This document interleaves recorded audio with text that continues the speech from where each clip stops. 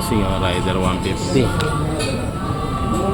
Ang issue niya is bossing, papalitan ng timing chain tsaka tensioner. Kaya sira ito yung nakasombrero. Yan yung kahapon pa ito iniwan, ngayon lang ginawa. Yan, tinatanggal na yung magneto, kinakabit yung puller.